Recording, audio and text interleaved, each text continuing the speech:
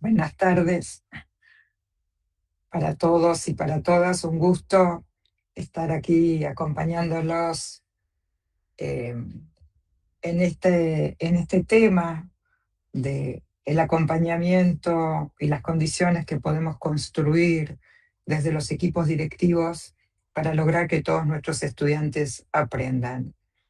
Mi propuesta es, voy a compartir con ustedes una presentación. Y después, al finalizar, vamos a abrir un espacio de diálogo sobre aquellas cosas que quieran compartir, que quieran preguntar, que tengan dudas o que quieran compartir algún relato, alguna experiencia y demás. ¿Ustedes me oyen bien? Porque yo no tengo retorno, no sé si me están escuchando.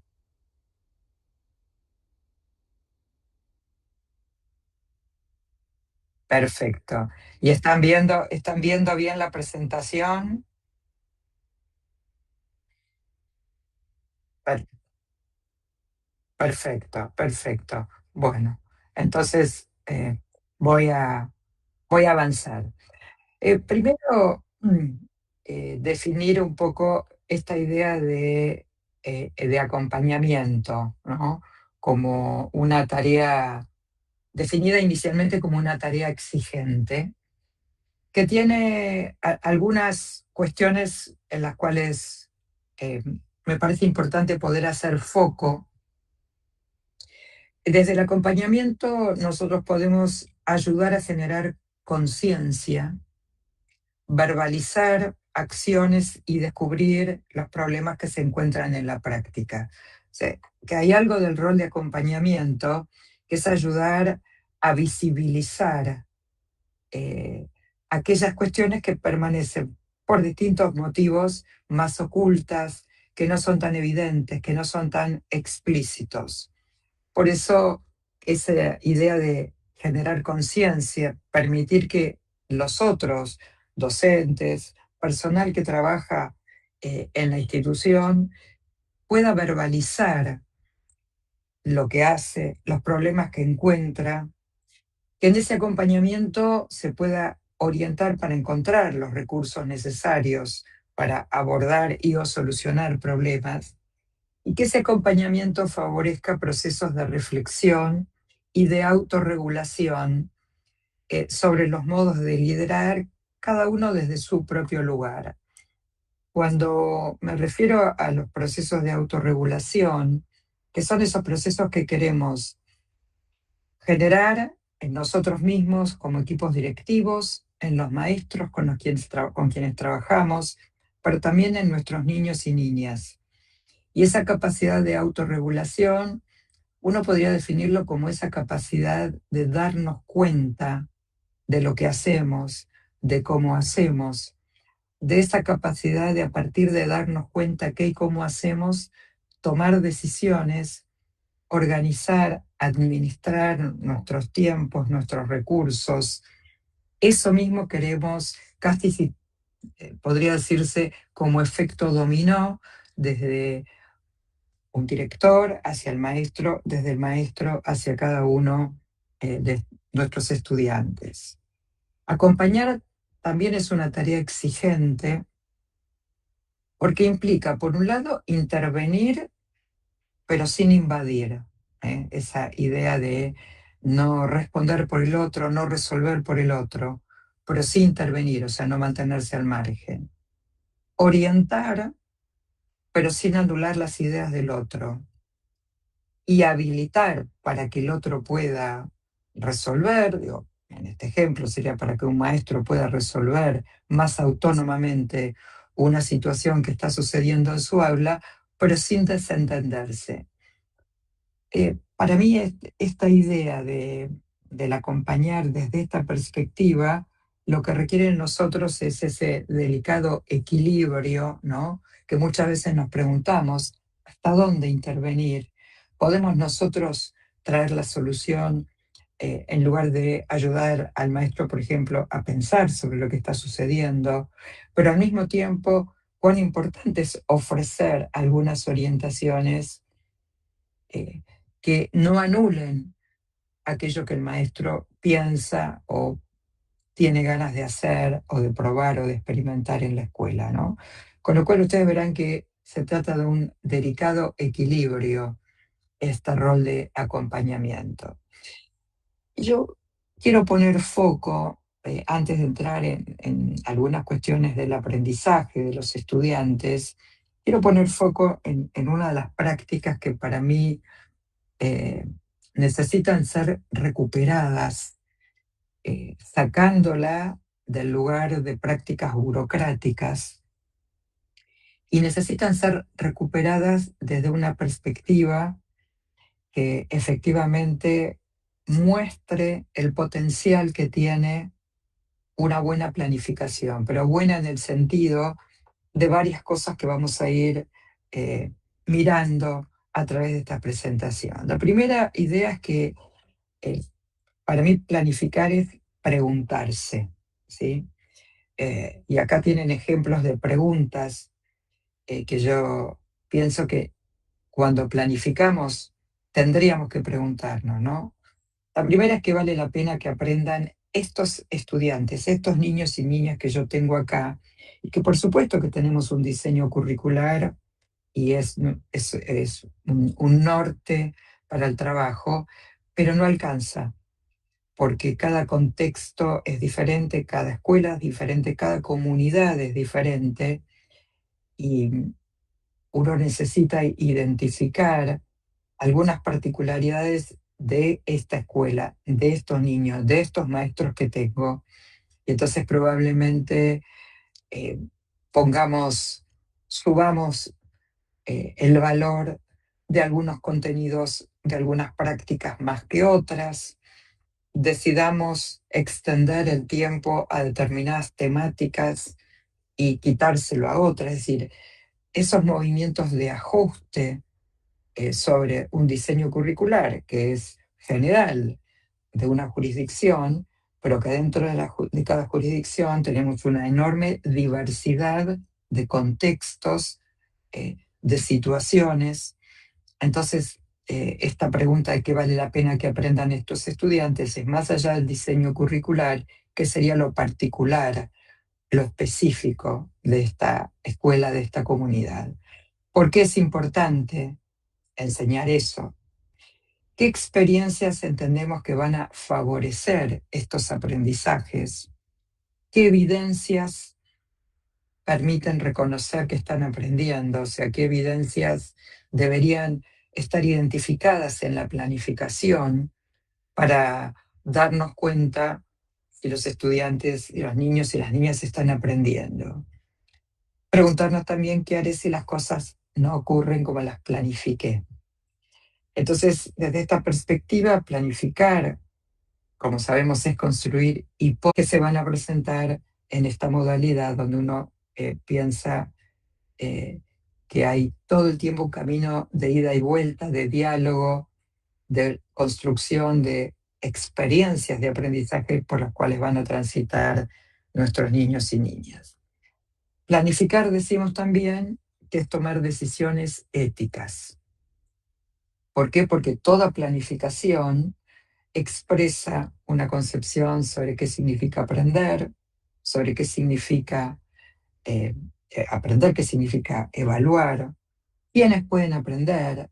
Desde alguna perspectiva teórica pensamos que solo pueden aprender eh, los niños más inteligentes, pueden aprender todos, pueden aprender los niños que tienen necesidades educativas especiales. Y no me refiero a lo que es políticamente correcto contestar, sino a lo que efectivamente planifico para que ocurra en el aula y yo como directivo pueda mirar, tener una mirada particular sobre estas cuestiones que aparecen en la planificación, más que con una mirada de cumplimiento, diría más burocrático en ese sentido. Expresa también una concepción sobre qué conocimientos son valiosos, por algo decidimos dedicar más tiempo a este conocimiento que a este otro, por algo decidimos que vale la pena mirar este concepto desde múltiples perspectivas. Expresa también una concepción sobre qué lugar ocupa el error, cómo vamos a abordar el tema del error. ¿Y qué tipo de participación tendrán nuestros niños y niñas? Las aulas están definidas ya hace mucho tiempo como aulas heterogéneas, aulas cambiantes, aulas en cierto modo imprevisibles. Eh, por eso decimos que no hay planificaciones neutras. Siempre detrás de una planificación hay concepciones. Y para mí parte del trabajo de los equipos directivos muchas veces es ayudar a maestros y maestras a identificar esas concepciones que están detrás de esa planificación, porque finalmente las que van a operar con más éxito en el aula es aquello que no está tan visibilizado, pero que está fuertemente arraigado como concepción, como creencia de los maestros, fruto no solamente de su pasaje por la formación inicial, sino fruto de su propia trayectoria como alumno del sistema educativo, fruto de los modelos docentes que tuvo a lo largo de todos los niveles de escolaridad, y que todo eso ha dejado huellas, que son huellas que como son fruto de la experiencia, no de un razonamiento, sino de la experiencia, son huellas muy profundas y no tan fácilmente cambiables o modificables, ¿no? Entonces, parte de esta tarea de mirar con distintos ojos la planificación y en este caso particular, ayudar a visibilizar las concepciones que están por detrás de lo que se escribe en una planificación, tiene que ver con esta idea, ¿no? De poder tomar las mejores decisiones en términos siempre de lograr los mejores aprendizajes de niños y niñas. También miramos la planificación desde la perspectiva de la diversidad y entonces nos preguntamos cuando miramos una planificación si se plantean diferentes formas de acceder al conocimiento, si ese maestro, esa maestra planifica distintas, Gardner diría, distintas puertas de entrada al conocimiento, o hay una única manera de entrar, ¿sí? Voy a tomar un tema nuevo y la puerta de entrada al tema nuevo es que yo voy a dar una explicación sobre el tema. Y esa uno diría es una única forma de acceso a un conocimiento nuevo. ¿Qué pasa con aquellos niños que no ingresan por esa puerta de conocimiento? Por eso la metáfora tan linda que Gardner generó, más allá del tema de las inteligencias múltiples, es el tema de las puertas de entrada al conocimiento. En una imagen uno podría decir, están todos nuestros niños en las aulas y tenemos en las aulas 3 o 4 ventanas y diríamos cómo lograr que ese nuevo conocimiento entre por diferentes ventanas y los niños puedan conectar sus saberes previos, sus experiencias, sus intereses, sus trayectorias con esos conocimientos. Pero también implica tener diferentes criterios de agrupamiento. Nosotros tenemos modelos de agrupamiento homogéneos por edad. Sabemos hoy que no necesariamente la edad es el único criterio de agrupamiento. Si yo tengo un niño de 6 y un niño de 10 y ambos están muy interesados en el tema de los planetas, y yo armo un grupo para hacer proyectos en la escuela, eh, donde el criterio de agrupamiento no es por grado, sino por interés en la temática, estoy cambiando el modo de entender esta idea homogénea de que solo la edad es lo que nos agrupa. Por supuesto que normativamente es así, pero nosotros al interior de la escuela, más allá de pertenecer yo a primer grado, a segundo grado, puedo tener una vez por semana una experiencia a lo largo de todo el año con variedad de talleres donde nos mezclemos con niños de otras edades, donde el aprendizaje seguramente va a ser más desafiante si a mí me interesa lo mismo que le interesa a mi compañero, a pesar de tener una edad diferente. Planificar considerando la diversidad implica también diferentes espacios y tiempos. Hoy hablamos del concepto de aula expandida, quiere decir que lo que se aprende no se aprende solo adentro de las cuatro paredes del aula. Nuestros chicos y chicas aprenden muchísimas cosas fuera de la escuela hoy, cosa que antes no sucedía.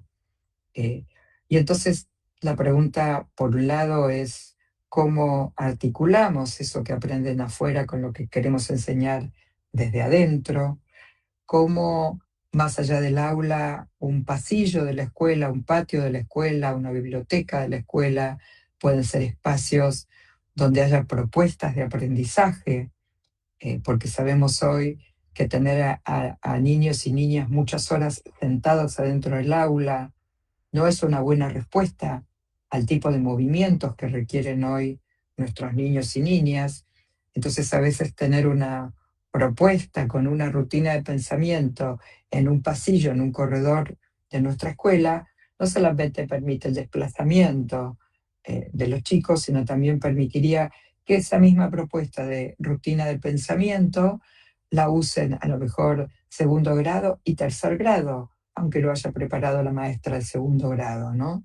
Y en otro momento será la maestra de tercero quien prepara y podrá ser compartido por otros. También nos preguntamos si en la planificación están pensados distintos niveles de apoyo, ¿no? Porque si queremos que todos los alumnos lleguen a un determinado logro de aprendizaje, pero sabemos que los puntos de partida no son los mismos, que los modos de aprender no son los mismos, que los ritmos de aprendizaje no son los mismos, sin embargo, quiero que todos logren, por ejemplo, desarrollar una comprensión profunda del sentido que tuvo el cruce de los Andes y San Martín y toda su historia. Es muy probable que necesite tener diversos apoyos para ofrecer a aquellos niños que aprenden de modo diferente, que tienen necesidades educativas diferentes. Cuando me refiero a apoyos, pienso en la idea de andamiaje, ¿no? A veces tener un glosario a disposición, a veces tener recordar pasos de cómo se resuelve una tarea, eh, a veces tener imágenes, a veces tener diversidad de recursos como textos, videos, que podrían ser de ayuda cuando todos los niños tienen que encarar una tarea, pero no todos están en el mismo punto de partida. También ver si la planificación ofrece variedad de consignas o todos los niños hacen la misma consigna a lo largo de toda esa unidad didáctica o de esa secuencia o de ese proyecto. Que la planificación contempla distintos modos de participar, ¿no? Eh, Algunos con roles más activos, otros con roles más pasivos, pero muy centrados en la tarea, algunos que tienen mayor facilidad, digo, para dibujar y pintar, y otros para crear, escribir, entrevistar a alguien, ¿no? Y también si está previsto en los modos de evaluación, en esa planificación, que haya diversas maneras de demostrar lo aprendido, ¿no? O hay un único instrumento de evaluación, llámese prueba escrita, que todos los niños responden esa única y misma prueba escrita. Entonces, lo que decimos es que no se trata de preparar 30 planificaciones distintas si tuviéramos 30 estudiantes, sino de diseñar propuestas lo suficientemente abiertas para admitir múltiples recorridos. Que yo tenga propuestas abiertas no significa que estoy renunciando a mis propósitos de enseñanza y a los objetivos de aprendizaje que tienen que lograr. Estoy permitiendo que haya trayectorias diferentes, con recursos diferentes, con espacios diferentes, con criterios de agrupamiento diferentes, para lograr esos objetivos de aprendizaje planteados para todos mis alumnos. Por eso acá tienen ejemplos de andamiajes o pistas solo a modo de ejemplo, ¿no? Les decía recordar pasos, preparar glosarios, ofrecer ejemplos y modelos, hacer un torbellino de ideas con los chicos antes de iniciar una tarea para ver si comprendieron de qué se trata la tarea, la envergadura que tiene, el tiempo que van a necesitar. Todas las propuestas que hay de tutorías entre pares, que son andamiajes sumamente valiosos, Eh, Hay muchísima experiencia en el mundo y en particular en entornos de altísima vulnerabilidad, donde las tutorías entre pares funcionan como una estrategia que impacta en la mejora de los aprendizajes, porque sube el nivel de autoestima de cada uno de los chicos y eso obviamente después impacta en los modos de aprender. Después, si nos queda tiempo, si quieren, les cuento una experiencia concreta que vienen haciendo hace bastante tiempo, por ejemplo, en México con las tutorías. Bueno, tener tutoriales, que hoy es muy común, que los chicos busquen tutoriales cuando quieren averiguar algo que no saben. eh, Usar listas de cotejo, líneas de tiempo para monitorear cómo van avanzando. Obviamente, si tengo acceso a la tecnología, ofrecerles algunos sitios web con recursos, algunas aplicaciones. También tener esa estrategia de estudiantes expertos del día, ¿no? Donde, bueno, van rotando y los niños van siendo una especie de tutores de ese día, que puede ser en algunos casos de ayuda, si quieren, más instrumental, pero en otros casos también podría ser con relación a los contenidos que tienen que aprender. También decimos que planificar pensando más que en objetivos, contenidos, actividades en esas columnas separadas, planificar para generar experiencias, no solo actividades, ¿no? La experiencia principal o en parejas, ¿qué desafíos cognitivos tendrá que abordar? Tendrá que comparar, tendrá que analizar críticamente, tendrá que hipotetizar, ¿no? ¿Qué tipo de producción tendrá que elaborar a partir de esta experiencia de aprendizaje que le estoy proponiendo? Y también pensamos que la planificación tiene que tener bien identificadas lo que llamamos evidencias de aprendizaje, que en vez de responderse con una prueba escrita, se responde con esta pregunta, ¿no? ¿Qué podrán hacer los estudiantes para mostrar que están aprendiendo? Eh, Esa idea de cuando el estudiante, yo le hago una propuesta en términos de transitar por determinada experiencia y defino qué evidencias voy a recoger de eso que el estudiante está atravesando, eh, y entonces me voy a preguntar qué me va a mostrar esa evidencia sobre sus aprendizajes, que está comprendiendo, que está analizando críticamente, que está comparando, que su comprensión todavía es incompleta, ¿no? Y eso significa que planificar la enseñanza requiere que planifiquemos al mismo tiempo la evaluación. Es decir, esa costumbre más histórica que tenemos, que se planifica la enseñanza y después al final queda la columna de la evaluación, que suele incluir la idea de prueba escrita, examen oral o algo similar. Cuando nosotros la planificamos y la pensamos desde el principio, estamos integrando de manera articulada la enseñanza y la evaluación. Entonces, planificar la enseñanza junto con la evaluación significa definir en qué momentos, por ejemplo, si fuera un proyecto, en qué momentos vamos a recoger esas evidencias, ¿no? A los 4 días, a los 6 días, a las 2 semanas. Vamos a compartir siempre que trabajemos de esta manera qué tienen que lograr, o sea, qué aprendizajes tienen que lograr, en términos, si quieren, de objetivos, y cuáles van a ser los criterios de evaluación.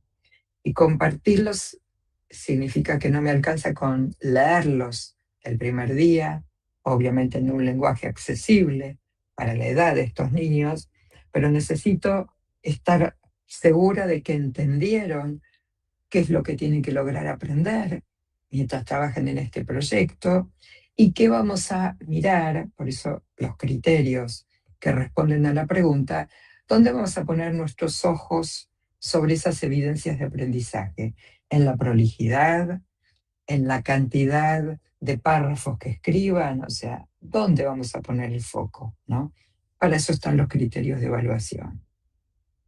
Vamos a explicitar de todas las propuestas del proyecto cuáles vamos a considerar evidencias de aprendizaje. Un ejemplo sería, los niños, por ejemplo, en este proyecto van a hacer, por decir un número, 20 actividades.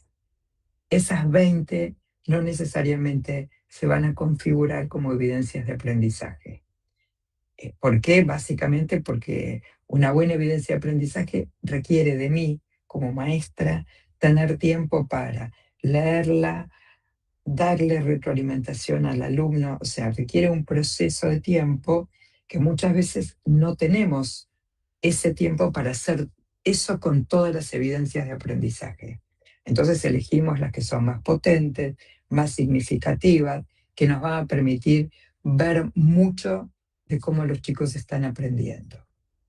Implica que diseñamos también los instrumentos de evaluación que vamos a utilizar, si va a ser una lista de cotejo, una rúbrica, un portafolio, una bitácora, una red conceptual, o sea, qué instrumentos vamos a usar, ¿no?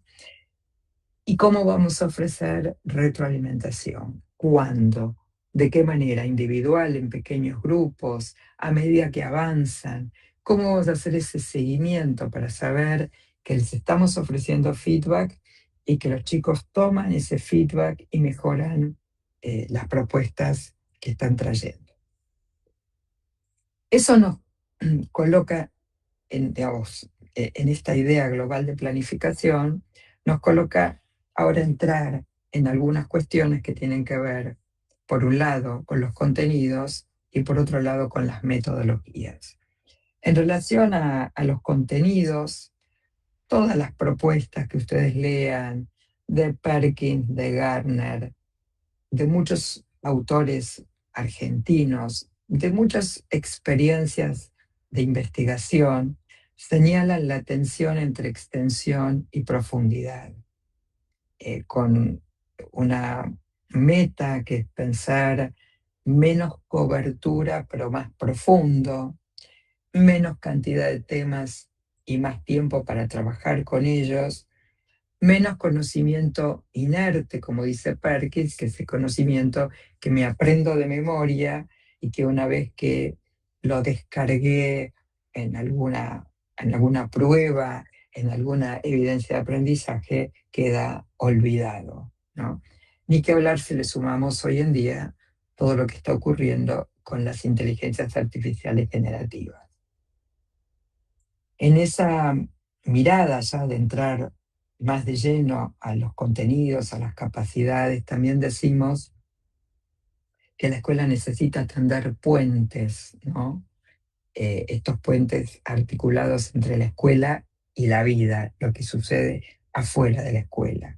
Puentes entre lo que los chicos saben y traen de afuera y lo que nosotros tenemos como propósitos de enseñanza.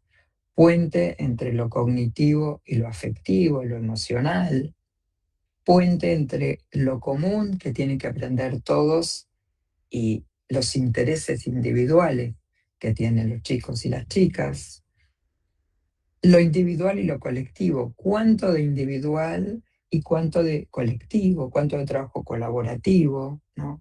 Cuánto de lo analógico, cuánto de lo digital.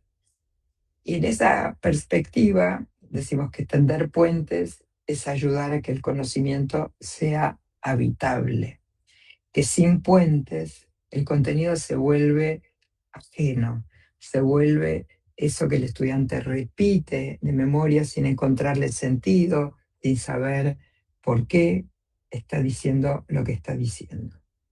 Entonces uno se pregunta, bueno, ¿y cómo se tienden puentes, no? Bueno, hay muchísimas maneras, muchísimas estrategias, metodologías para tender puentes.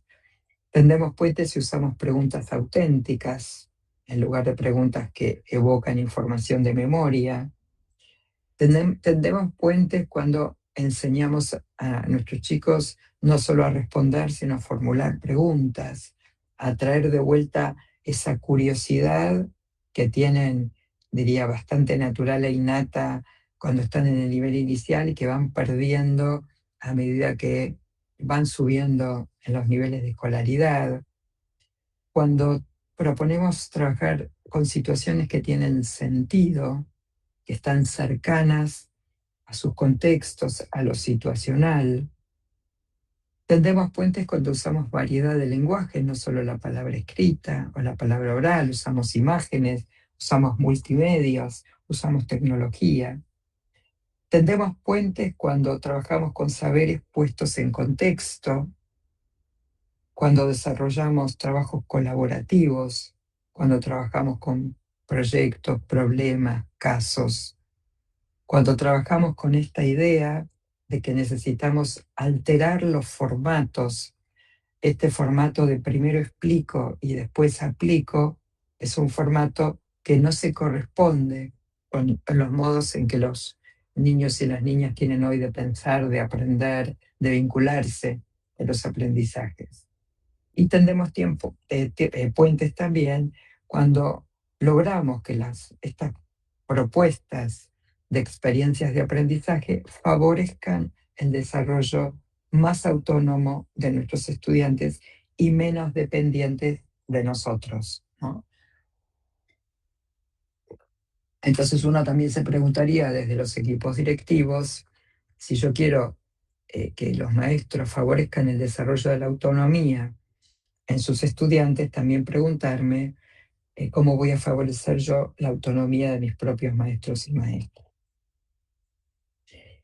En ese camino, desde el qué al cómo, Gardner nos dice que es necesario personalizar y pluralizar. Él dice que personalizar significa conocer más a nuestros estudiantes, pero no desde la perspectiva de su trayectoria escolar, la familia, el contexto familiar, digamos, en el que está inserto, sino conocer más de cosas como, por ejemplo, si siguen algún influencer, y hay músicas, hay bandas de música que siguen, que les interesan. Pido disculpas, pero estoy sumamente engripada.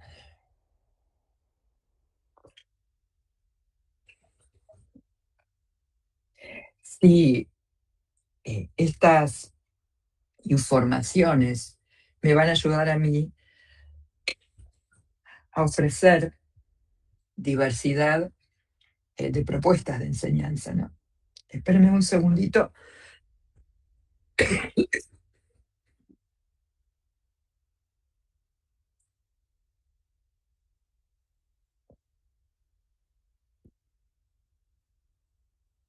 Bueno, y por otro lado, Gardner dice que es necesario pluralizar, que significa que aquello que vale la pena enseñar, hay que enseñarlo de diferentes maneras. Uno se preguntará, o uno podría decir, bueno, todo lo que enseño vale la pena ser enseñado. Bueno, no necesariamente es así. Hay siempre contenidos, saberes disciplinares más relevantes que otros por distintas razones, por su vigencia, porque son base para saberes que vienen después. O sea, hay muchas razones por la situación de contexto de los niños que están en mi escuela. Entonces, Gardner dice, logremos que nuestros estudiantes se conecten con ese ejemplo que les daba de las distintas puertas de entrada. Por eso habla de pluralizar y de personalizar. Pero también hoy hablamos de que cambiamos la pregunta. Hasta ahora, tal vez una pregunta importante era, ¿cuál es la mejor manera de enseñar esto que quiero enseñar? Y la cambiamos hoy por la pregunta de qué distintas maneras podríamos enseñar esto, entendiendo que no hay una manera que es la mejor estrategia, los mejores recursos, sino que hay muchas maneras de enseñar, porque hay mucha diversidad de nuestros estudiantes, porque hay muchos contextos diferentes, porque hay muchas situaciones diversas. Entonces eso nos lleva al tema de las metodologías, lo que hoy se conoce como metodologías activas.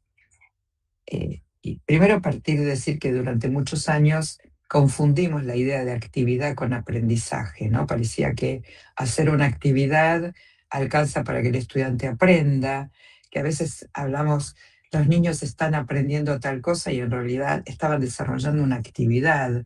No teníamos dato para saber o evidencia para saber si efectivamente estaban aprendiendo. Por eso decimos que no basta, no alcanza con que los chicos hagan cosas. Necesitamos que además de hacer algo, ¿no? Estar transitando por una experiencia donde están haciendo algo con las manos, con el cuerpo, esas acciones lo lleven a comprender, decidir, crear, revisar ideas, es decir, asociar esta idea de la acción al desarrollo de lo que llamamos habilidades cognitivas y metacognitivas. ¿Por qué? Porque vivimos en un mundo muy cambiante, muy incierto, que nos es difícil anticipar qué es lo que van a necesitar estos niños cuando egresen de la escuela primaria, de la escuela secundaria, en este mundo que a cada rato está cambiando, con inteligencias artificiales generativas que van a una velocidad de cambio impresionante. Cuando nosotros nos tomamos unos días para pensar qué vamos a hacer con la IA ya dio 5 vueltas y tenemos que volver a sentarnos a pensar, con lo cual estamos hablando de situaciones también muy provisorias en algún sentido. Por eso cuando pensamos en ayudarlos a fortalecer o a desarrollar estas habilidades cognitivas en términos de comparar, analizar críticamente, mirar de diferentes perspectivas, inferir, hipotetizar, estamos pensando eh, que por ahora parecieran ser un poco más permanentes, un poco más seguras, entre comillas, eh, y no tan fácilmente, digamos, se las aprenden solos fuera de la escuela. Nosotros tenemos allí todavía una tarea bien desafiante como maestros y maestras, que no es simplemente o solamente transmitir información, porque mucha de esa información hoy se puede encontrar en otros lados, sino cómo ayudamos a que esa información se transforme en conocimiento y cómo eso está articulado con esas capacidades, con esos modos de aprender, no solamente qué, sino cómo estamos aprendiendo.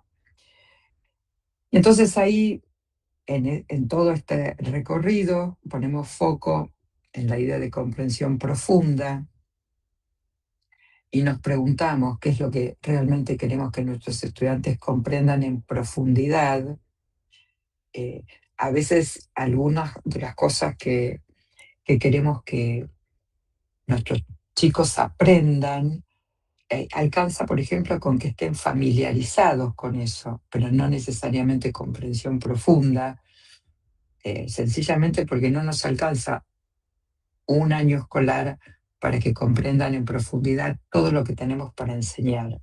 Por eso esta distinción en que esto alcanzaría, como uno podría decir, que sepan que existe, que reconozcan esto, pero esto otro necesitarían aprenderlo en profundidad, de esos aprendizajes que no se olvidan y que no se aprenden de memoria. La segunda pregunta es ¿para qué y por qué queremos que comprendan eso y no esto otro? Y la tercera, que tiene que ver con la evaluación, cómo saben ellos y nosotros que están comprendiendo. Nosotros en general, eh, los maestros, sabemos, y los equipos directivos pueden todavía mirar un poquito más alejado de lo que mira un maestro y saber, además de instrumentos, por supuesto, para saber si saben, pero nos importa también que los chicos se den cuenta si están aprendiendo, se den cuenta cómo están aprendiendo, o sea, que trabajen con esas habilidades metacognitivas. Entonces, ¿qué significa promover comprensión? Bueno, es un conocimiento activo. ¿Por qué? Porque está disponible para usar en cualquier momento. Si yo aprendí algo de memoria y me lo olvido después porque lo aprendí solo de memoria, no lo voy a tener disponible cada vez que lo necesite.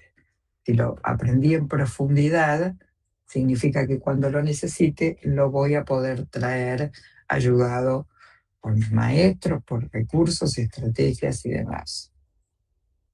Promover comprensión también es un conocimiento experto en el sentido este que estamos diciendo, ¿no? De alguien que puede explicarlo con sus propias palabras, puede dar un ejemplo, puede formularse preguntas, ¿no? Y un conocimiento que en lo posible es transferible a nuevas situaciones, nuevos contextos o nuevas circunstancias.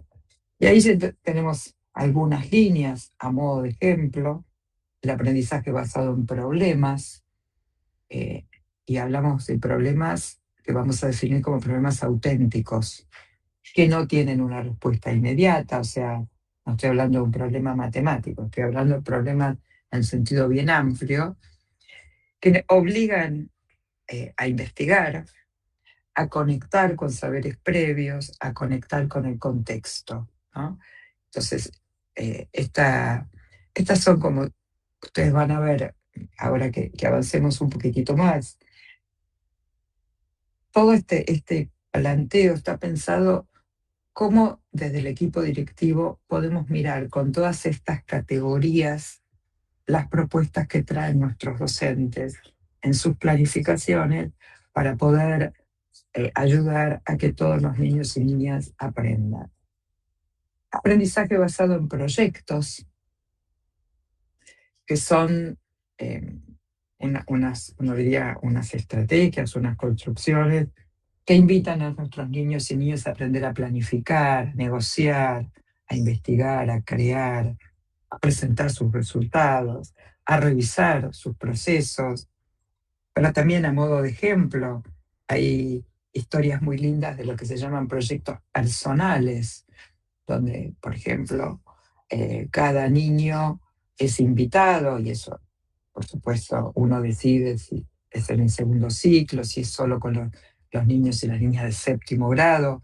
Un proyecto personal, que es elegir un tema que a ese niño, esa niña le guste, le interese mucho, y trabajar a lo largo de todo el año, a lo mejor media hora, este, 2 veces por mes, en el desarrollo de ese proyecto, ¿no? Eso implica tener una guía de cómo se arma un proyecto, tener a disposición materiales, recursos, porque las temáticas pueden ser muy variadas, tener a lo mejor posibles tutores que estén adentro o afuera de la escuela. Y a fin de año hay una presentación, cada niño en un contexto presenta su proyecto personal. Hay otro modo de hacerlo, que es el proyecto sobre una hipótesis, elegir hipotetizar. Yo pienso que hay hormigas de distintos colores, y entonces voy a hacer un pequeño trabajo de indagación para ratificar o rectificar mi hipótesis.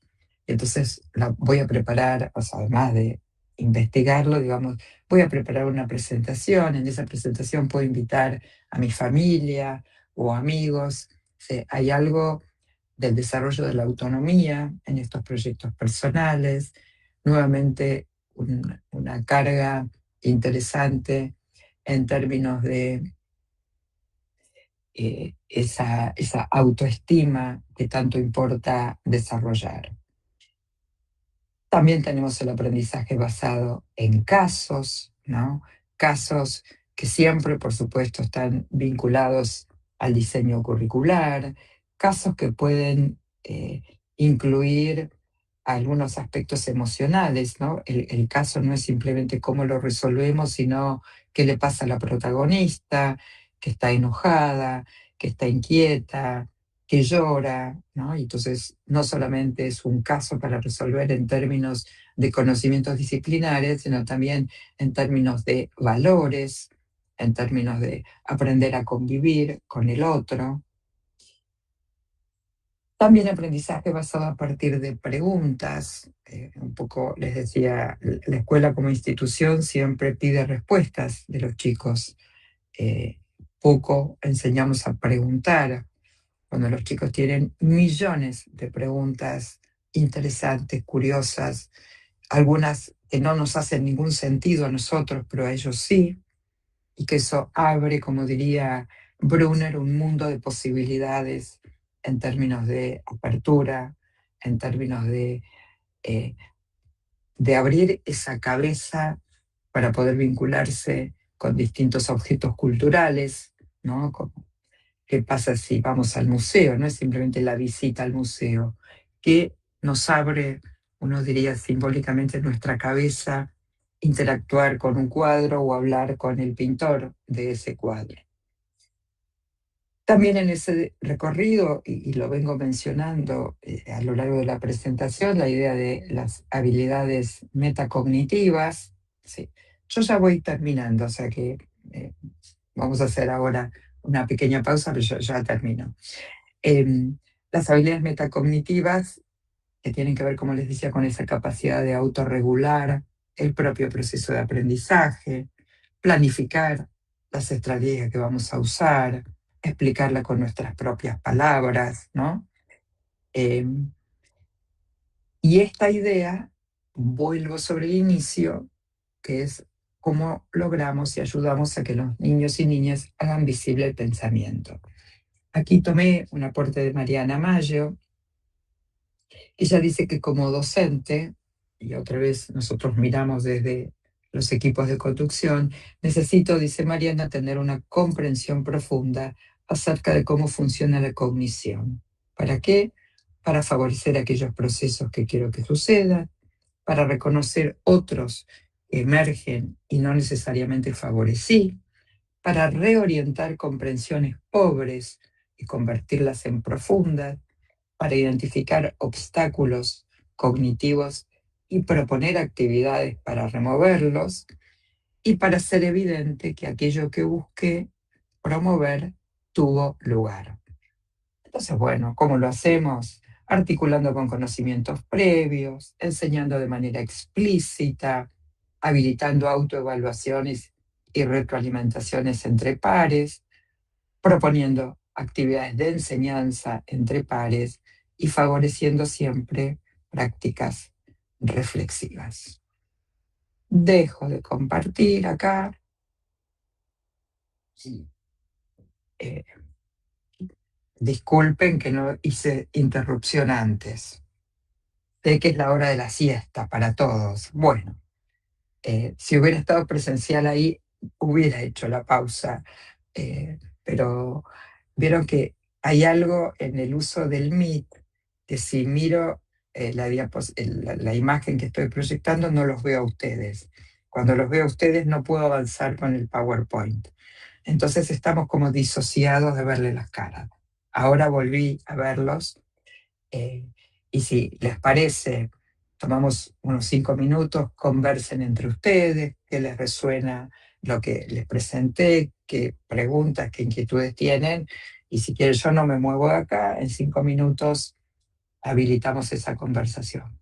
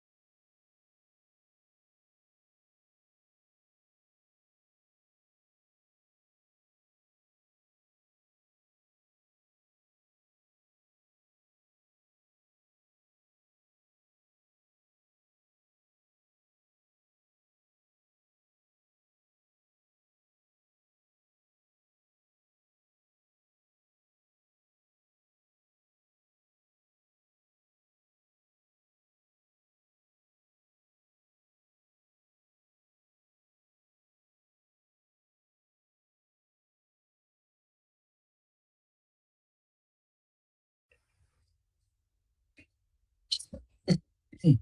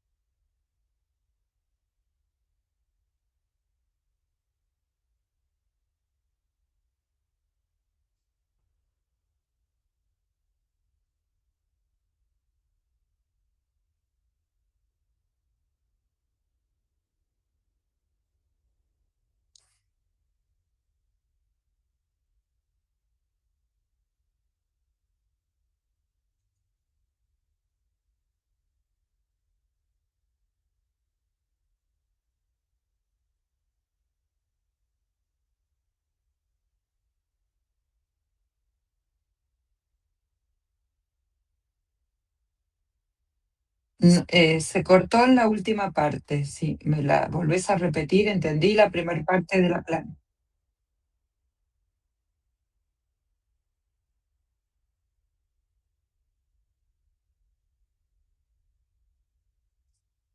Bueno, para mí las propuestas de pareja pedagógica eh, es una muy linda propuesta si está bien pensada y planificada. La propuesta de pareja pedagógica, hay como muchos modelos de definir cómo funciona la pareja pedagógica y para mí hay que pensarlo siempre desde una mirada de flexibilidad. ¿En qué sentido?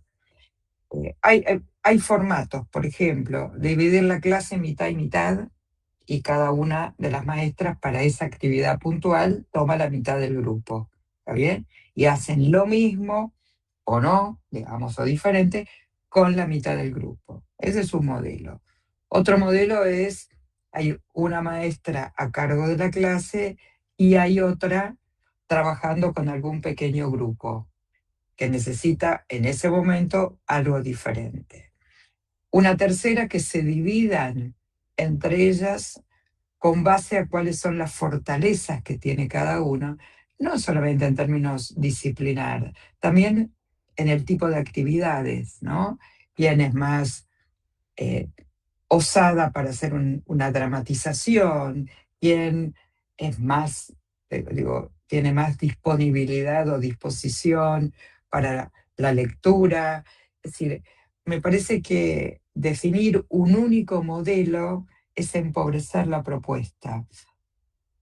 Siempre lo que claramente no haría es que una sea quien lidere y lleve adelante todo el proceso y otra, digo, vaya, voy a decir algo muy simbólico, era buscar la tiza y el borrador para ayudar, ¿no? Sino buscaría que los perfiles se complementen o las actividades se complementen o las estrategias que eligen en función de qué es lo que tienen que enseñar ese día y qué es lo que los niños y las niñas de ese grupo tienen que aprender, ¿no? Así que para mí esos serían como distintos formatos a definir.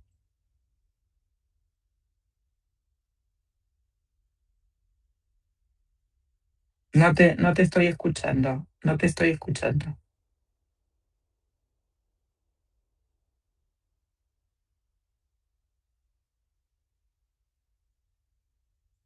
¿Qué implica que?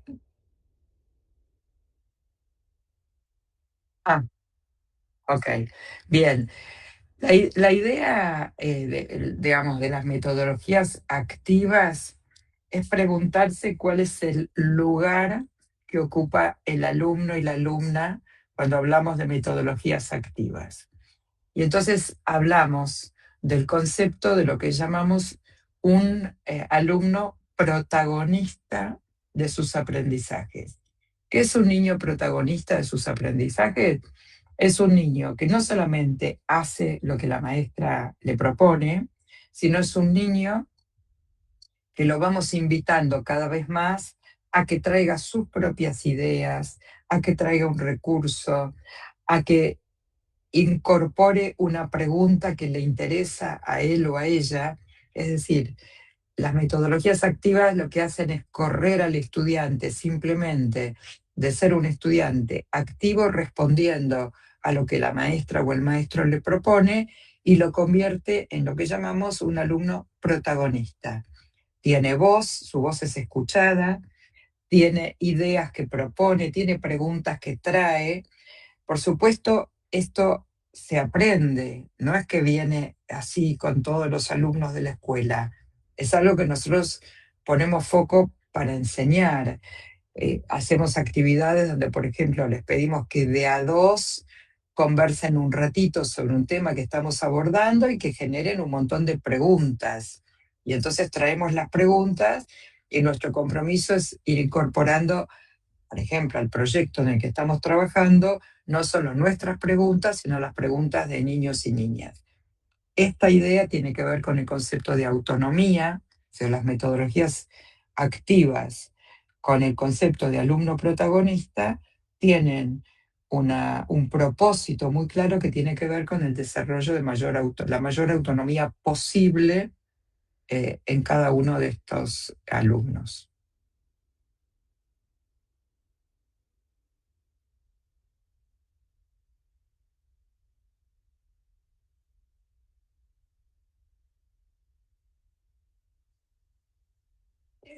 En la primera parte de la pregunta salió cortada. De clase interactiva.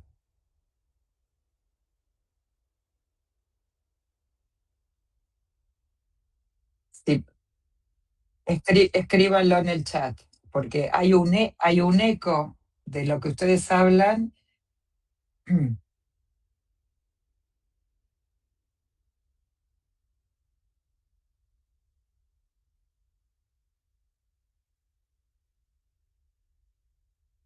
La clase invertida. Sí, ahora sí.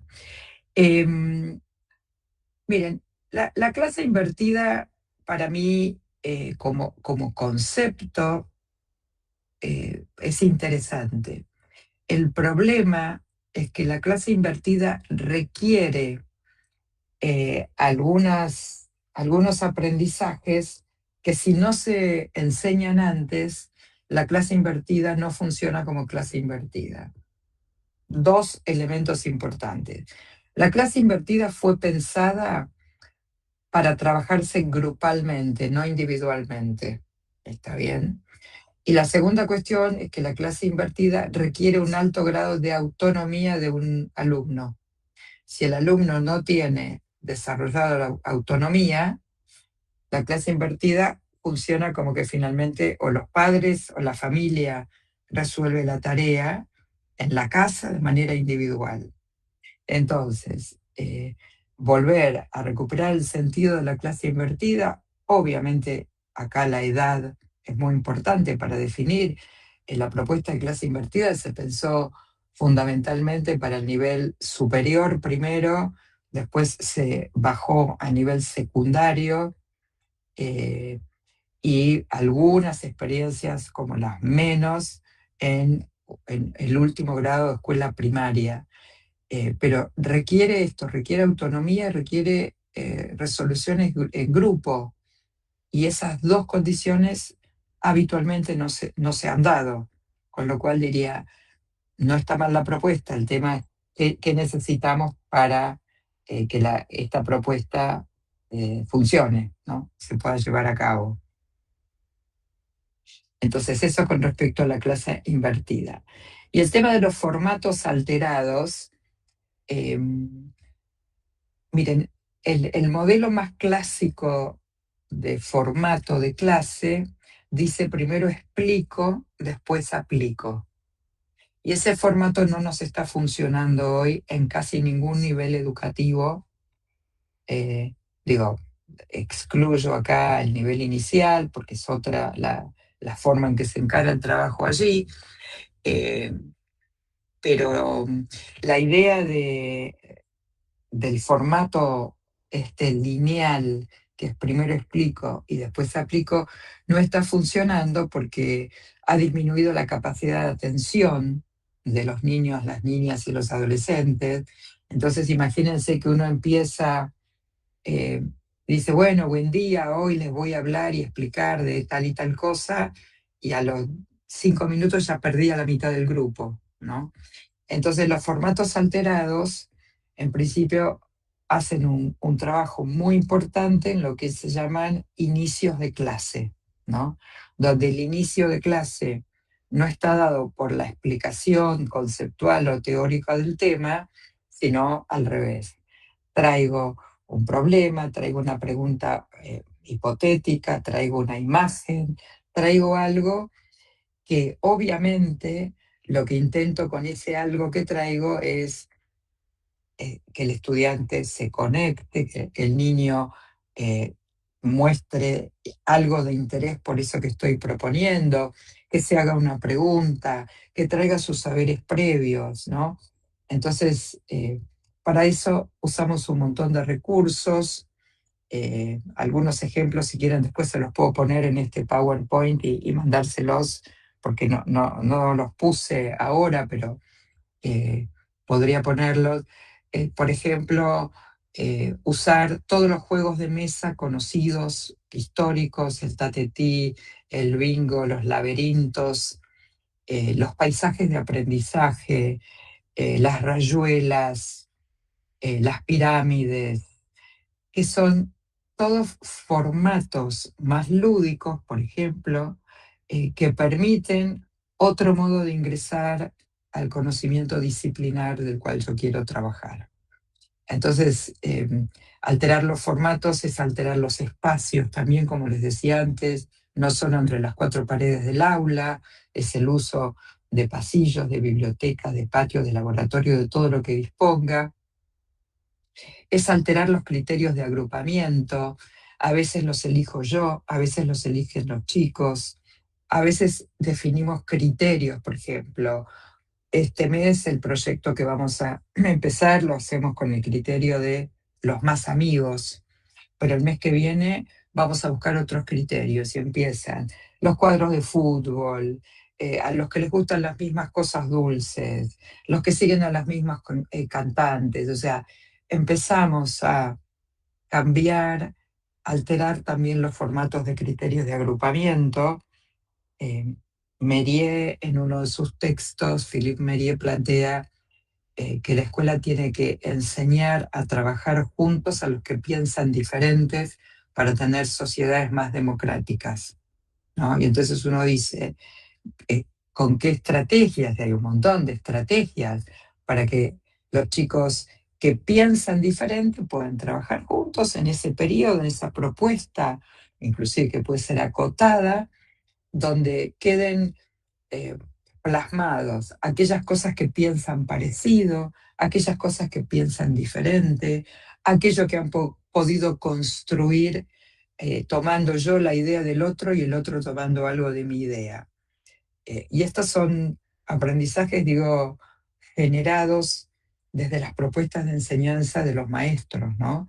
Y que uno, desde el rol del director, ve cómo acompaña, cómo ayuda a que estas ideas se sistematicen, que no sean actividades sueltas de una vez por año, sino que hay algo de tomar algunas decisiones. Por supuesto que no se puede hacer todo. Yo siempre digo, hay que hacer cosas escalonadas, gradualmente, ¿no? Si elijo, por ejemplo, empezar a trabajar con un formato como el tatetí, voy a trabajar todo el año con el tatetí. además de otras, pero todo el año con el tatetí, porque quiero que se apropien, porque también para trabajar con estas propuestas que son más abiertas, más lúdicas, pero con mucho rigor disciplinar, hay que enseñar, también lo dice Merie, rutinas de aprendizaje, rutinas de trabajo. Es decir, si yo voy la primera vez a un primer grado y llevo un tatetí de 9 cuadraditos, eh, es muy difícil que empiecen a entender y entonces voy a tener 30 niños y niñas preguntándome seño, seño, seño, seño, seño, seño, ¿no? Porque no hay un hábito de trabajar con opciones, con elecciones. El tatetí plantea, bueno, pueden elegir la línea horizontal, la línea vertical o alguna de las diagonales. Eso lleva un tiempo de comprensión. Entonces, si voy a hacer un tatetí en primer grado, probablemente no voy a usar un tablero de 9, voy a empezar con un tablero de 5. Y no lo voy a llamar tatetí, lo voy a llamar tototó, no importa, ¿se entiende? Porque es progresivo. Y tal vez todo primer grado va a ser tototó de 5. Y recién el segundo pasaré a un tatetí más complejo. Bueno, eso también tiene que ver con los formatos alterados. La otra pregunta es cómo articular la planificación anual con las adaptaciones para aulas heterogéneas, alumnos con... Bueno, miren, hay muchos mitos alrededor del tema de las integraciones, las adecuaciones curriculares, y les voy a decir, por lo menos mi perspectiva. Todos los alumnos que están en un aula son diversos, todos. Algunos porque tienen una necesidad educativa especial, otros porque son tímidos, introvertidos, otros porque son hiperkinéticos, otros porque no hablan con nadie. O sea, tenemos muchas diversidades, algunas más complejas que otras, algunas impiden, algunos o obstaculizan más los aprendizajes que otras, pero tenemos todo tipo de diversidades. Entonces, primera cuestión es que cuando yo pienso en ofrecer algunas opciones, algunas alternativas, a veces una alternativa que está pensada como adecuación curricular para un niño en particular, se va a convertir también en una de las opciones que voy a ofrecer a todos los alumnos. Porque muchas veces lo que requiere a veces por ejemplo, una adaptación curricular es escribir la consigna dividida en partes. Y eso está pensado para un niño X identificado con una necesidad educativa especial, pero le viene bien a muchos otros que son ansiosos o que son hiperkinéticos, ¿entiendes? Entonces, eh, no necesariamente tengo que hacer algo individualizado que solo lo use para ese estudiante. Las planificaciones anuales para mí tienen que ser bastante generales porque hay un tema con la diversidad que es el concepto de variabilidad, no solamente de diversidad. O sea, todos los alumnos son diversos, pero también hay variabilidad. Quiere decir que un niño que empieza el año escolar con una determinada conducta, con un modo de aprender, con un modo de resolver las situaciones, es muy probable que vaya cambiando a lo largo del año. ¿Se entiende? Con lo cual, no solamente son diversos entre sí todos los estudiantes, sino que el concepto de variabilidad interviene y van cambiando. Alguno aprende a leer muy rápido y el otro más despacio, alguno que no se socializa rápidamente y el otro sí. Con lo cual, para mí la planificación anual es más general, es de esos propósitos que uno tiene vinculado al diseño curricular, pero para mí lo más valioso lo tiene la planificación de la unidad, del proyecto, de lo que voy a trabajar cercanamente ese mes, esos 15 días, esos 20 días, porque es el que está más puesto en situación, más vinculado a la enseñanza situada. Eh, y me queda a corto plazo, me permite incluir el concepto de variabilidad, me permite ir reconfigurando esos diagnósticos iniciales que yo tenía, sumando que estamos hiperdiagnosticando a los estudiantes, hiperdiagnosticando con mucha rapidez. Un estudiante que no presta atención es identificado y etiquetado como déficit de atención. Y a lo mejor no presta atención porque hoy la atención está puesta en las pantallas y entonces cuesta más ponerla cuando no hay pantalla. Entonces no necesariamente ese niño tiene déficit de atención. En todo caso, discutamos qué es hoy prestar atención, ¿no? Cuando yo era chica, prestar atención era sentate, no te muevas y mirá lo que la maestra te dice y escuchá, ¿no? Hoy prestar atención no es eso. Ahora, si yo lo analizo con esa concepción de prestar atención, tendría en el aula 30 niños con déficit de atención. Y entonces diría, mutó genéticamente una generación, porque no habría otra explicación pedagógica más que una mutación genética, ¿se entiende? Eh, Bien, ¿qué papel tiene la retroalimentación? Y miren, la retroalimentación hoy en el campo de la práctica y en el campo de la investigación se la identifica como la práctica que más impacto tiene en la mejora de los aprendizajes si está bien hecha, si está bien hecha. Eh, no hay mejor contribución, y bueno, habría mucho para hablar de lo que llamamos retroalimentación formativa, impactando, porque la retroalimentación formativa es de diálogo, no es unidireccional, no es igual que la correctiva, que yo le digo a un niño esto está bien y esto está mal, eso es retroalimentación correctiva.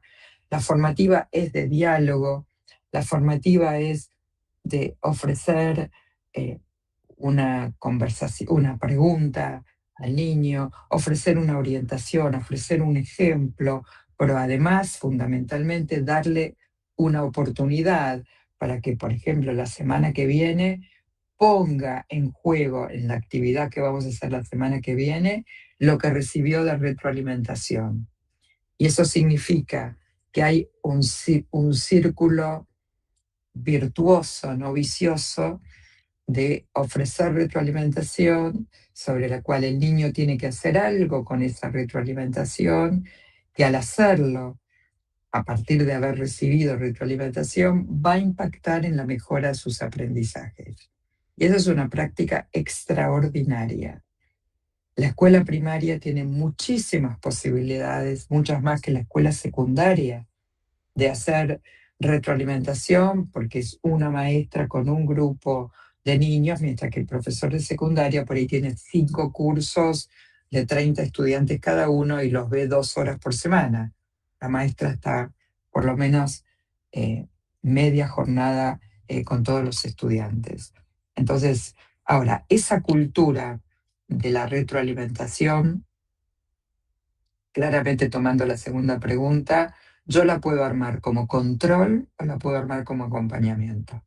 Eso depende en cómo yo voy a gestionar mi modo de conducir la escuela, ¿no? Eh, Desde la perspectiva que venimos conversando, es una oportunidad genuina de aprendizaje. Si las reglas de juego de este modo de retroalimentar son transparentes, son genuinas, son consensuadas, articuladas, conversadas. Ejemplo, ir a observar una clase. La pregunta es, ¿voy de sorpresa o acordamos cuándo voy a ir a observar clase? ¿Acordamos sobre qué? Por ejemplo, con la retroalimentación. A mí me gusta la idea, y yo lo hago con mis propios practicantes. Decime algún aspecto de tu clase sobre la que quisieras que yo te dé retroalimentación. Y yo te digo un aspecto sobre el cual yo querría darte retroalimentación. ¿Se entiende? Eso viene de mí y viene de la maestra o del maestro. Decidir a principio de año una lista de criterios, por ejemplo, ¿qué es una buena clase en esta escuela? Que no es la misma que en la escuela de al lado. Hagamos una lista de qué es una buena clase y vayamos, cuando vamos a observar, observemos sobre ese listado que armamos juntos, que construimos juntos, sobre qué es una buena clase. ¿Entiende? La retroalimentación en términos de acompañamiento y no de control tiene que estar ligada a los propósitos de mejora que se propuso la escuela a principio de año o a fin del año anterior. Digamos, si la escuela decidió que quiere mejorar, por ejemplo, la convivencia escolar, y ese es un propósito que se propone, a mí me gustaría ir a observar eso. ¿Se entiende? Porque eso es lo que propusimos, eso es lo que queremos mejorar y eso es lo que queremos observar. Entonces armamos una línea coherente entre lo que consensuamos a principio de año, entre los instrumentos que acordamos que vamos a usar cuando vamos a dar retroalimentación, y entonces eso nos va a permitir recoger evidencias y saber si estamos mejorando en aquello que nos propusimos, ¿no? Y si tuviera que elegir dar una capacitación, debiera ser una capacitación vinculada a eso que nos propusimos mejorar. ¿Se entiende? Porque a veces abrimos 15 ventanas al mismo tiempo y le pedimos a los maestros que se ocupen de todas las ventanas, ¿no? Y entonces ahí perdemos esa oportunidad de que sea un acompañamiento a procesos, y claro que se convierte más en controlar si lo hizo, si hizo esto, si hizo aquello, si completó esta planilla, bueno, y yo creo que hay que poder revertir y pensar en la gestión vinculada de verdad que a un acompañamiento genuino como acá lo preguntan, ¿no?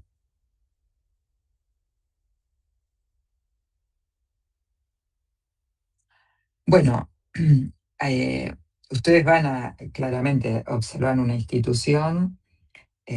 La primera sugerencia es muchas muchas preguntas, poco juicio de valor, poco juicio de valor, mucha pregunta, mucha descripción narrativa. Veo esto y no infiero, por ejemplo, entro a observar un aula y los chicos bostezan y yo digo qué clase aburrida, bostezan porque se están aburriendo. No, entro a clase, veo 5 niños bostezando, me pregunto, ¿está bien? O le pregunto a la maestra qué situación particular están atravesando esos niños, ¿está bien? O sea, evitar, y digo evitar porque nos sale natural y espontáneamente, no solamente observando una escuela, sino en la vida cotidiana. ¿Vieron ese ejemplo? eh, Me encuentro con alguien que no conozco y digo, qué simpática. ¿Qué te dijo? Buen día. Y ustedes dirán, ¿y del buen día? Tiene cara de inteligente, tiene cara de vago. ¿Qué dijo? Nada. Y eso, eh, la filósofa Guadalupe Nogués habla de el sesgo de confirmación, que cuando uno, por ejemplo, dice de un alumno, tiene cara de vago, el sesgo de confirmación hace que cualquier cosa que haga ese alumno nos confirma que es un vago. ¿Entiendes? Entonces, no trajo la tarea y claro, te dije, es un vago, ¿no? Y es un sesgo de confirmación que Guadalupe Nogués dice, es un vicio que lo encontramos en todas partes. Entonces, nada de juicio de valor, mucha descripción, mucha pregunta, mucho pedido de documentación, si tienen acceso, ¿no? O sea, datos. eh, es como el corazón de la observación, ¿no? Después, por supuesto, ustedes tendrán que analizar, no sé qué es lo que les piden específicamente, pero la etapa de visita, de observación, es fundamentalmente de recolección, de descripción, de formular preguntas, de recoger datos, información, y no de emitir juicios de valor.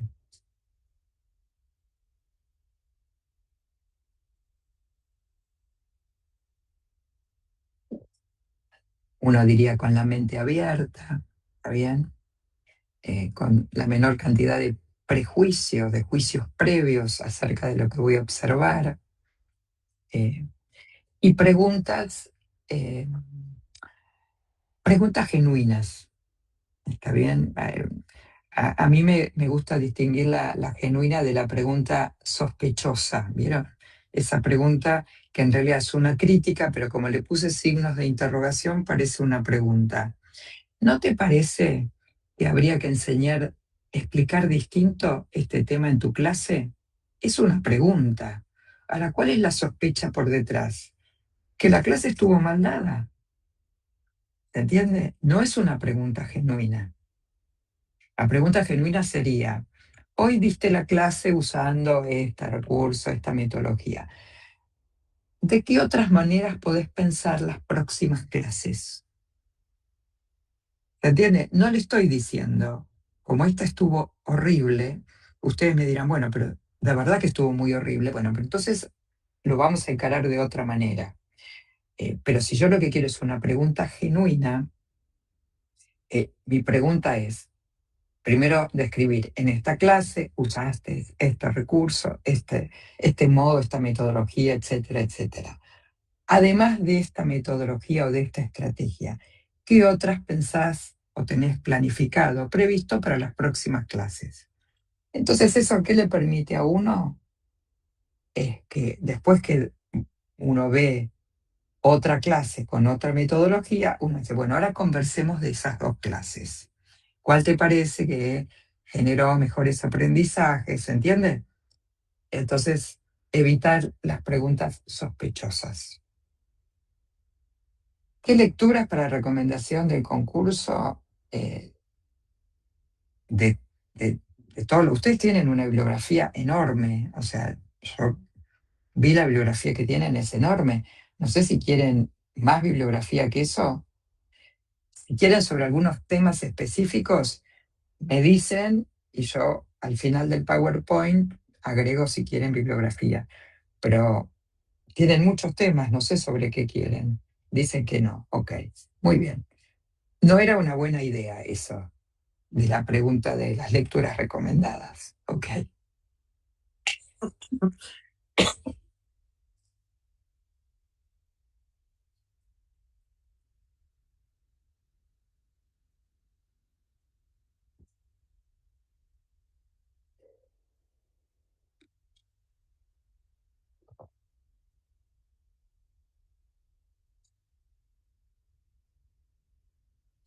ok, muy bien. Leo que esa fue la última pregunta. Bueno,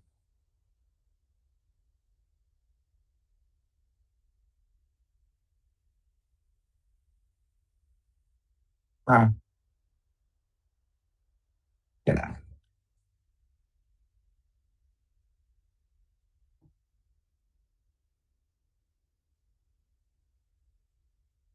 Ah,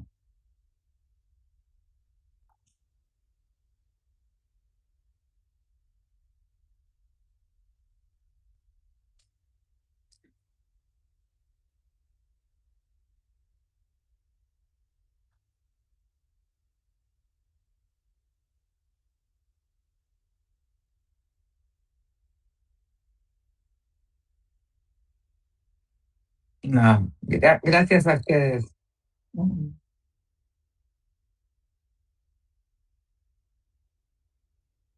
Gracias a ustedes y mucho éxito a todos los que van a concursar. No les digo suerte, porque no depende de la suerte. Depende del trabajo arduo que están haciendo preparándose. Así que tengan muchísimos éxitos en los concursos. Gracias por la invitación. A ustedes, a ustedes, a ustedes. A ustedes.